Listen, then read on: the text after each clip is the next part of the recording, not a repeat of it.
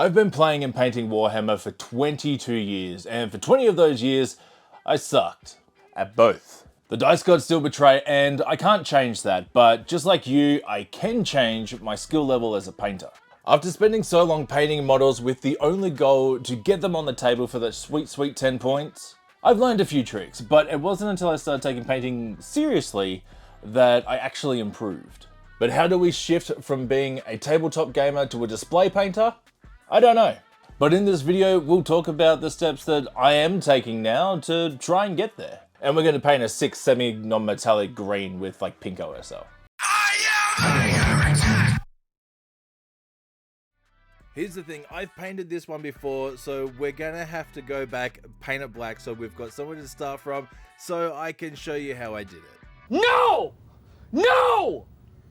No! And here's how we're going to do it. Angel Green, Greenskin, Electric Lime. Now, we're going to start placing them down. Angel Green first, obviously it's going to be our base. Greenskin is going to become our mid-tone, with Electric Lime being the highlight. Now, we can also see it here, that's going to be on cylinder shapes, and we're going to do the same for purples. And everything I do here is going to be thinned down with Warpaint Stabilizer. Step one's pretty simple. This is all actually pretty simple. Now, I'm going to start off with the Angel Green, and we're going to take up a good chunk of the space. The whole idea that you would have heard 100 times is every time we go up a layer, you want to leave a little bit of that previous layer showing. And we're already going to deviate from the plan and put in some Terrestrial Titan. This is actually going to help a lot because we're already setting where our shadows or where the OSL is going to be.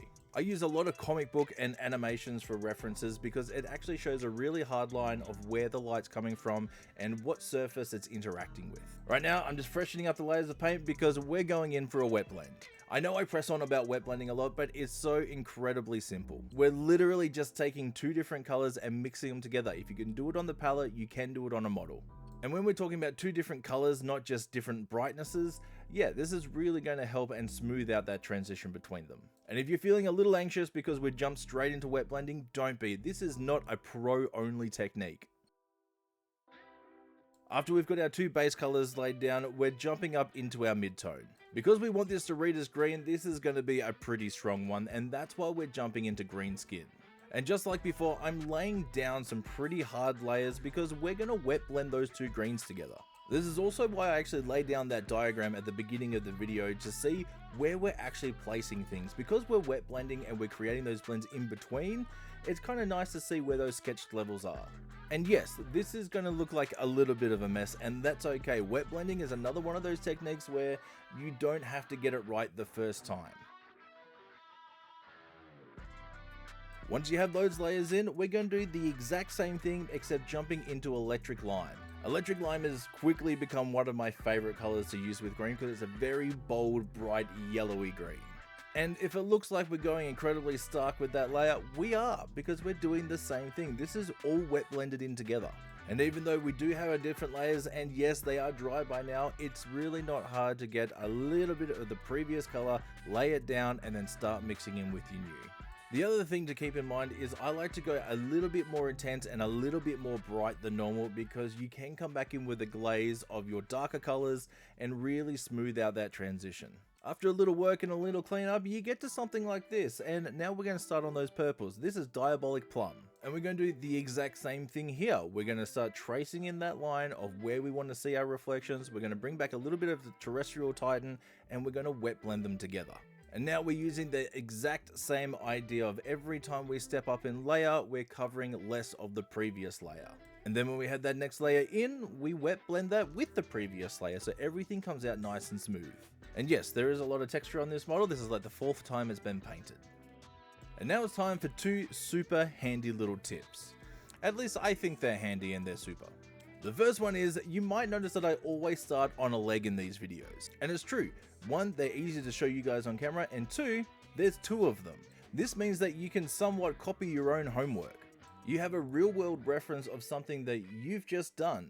And for something like a Space Marine that's made up of basically just 46 different semi-cylinders, that really helps out with repetition. Even if you don't play Space Marines, I'd encourage people to go and get some Space Marines just to practice on.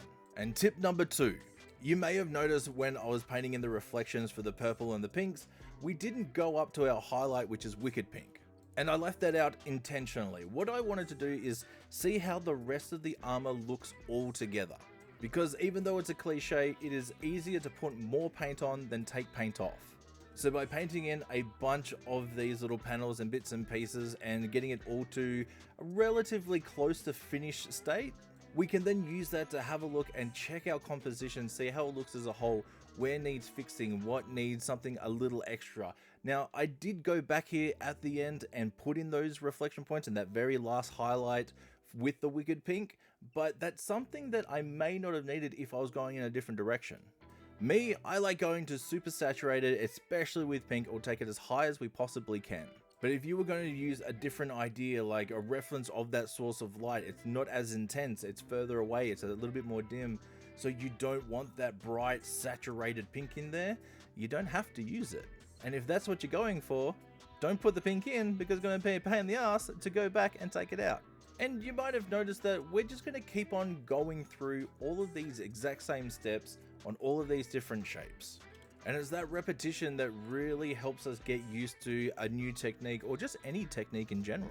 And if you're a tabletop gamer, you're going to notice this repetition because you've already done it 1,000 different times on 100 different models. But that's where the mentality is a lot different for gamers. And don't get me wrong, that's what I was. 22 years, 20 of those I did actually suck because I wasn't interested in the painting side. Well, I was, but it wasn't about taking to the next level and being, more than tabletop happy with it. The goal I had in my mind for that is I just need to get my army painted so I can go and roll some dice.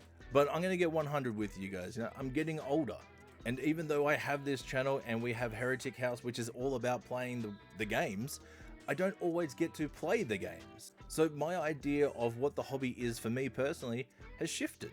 And that does happen for a lot of people as they get older. If you want to spend more time in your hobby, but you don't have more time to go out and play, it starts to go over to the creative side of the hobby. Which is kind of cool because now I get a secondary goal with that same hobby.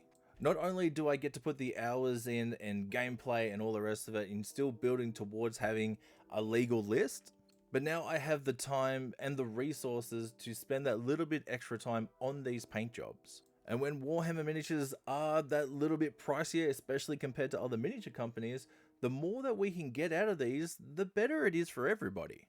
Here's a pretty hot take, but I don't actually think Warhammer is that expensive. Don't get me wrong, I know real world money, it can get pretty pricey, but for the amount of enjoyment and use that I get out of each and every miniature, it actually works out not too bad.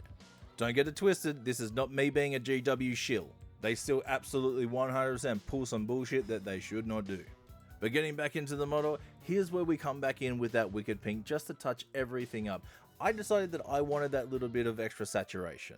And that shouldn't surprise anybody because it's me, as if I wouldn't want the brightest, most saturated pink as I could get.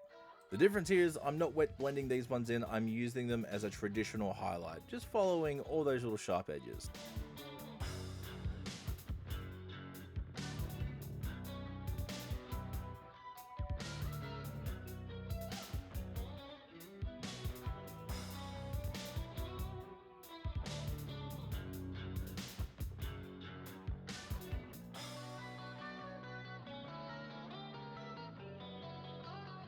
Thanks for jumping in and watching another video where we really do nothing at all.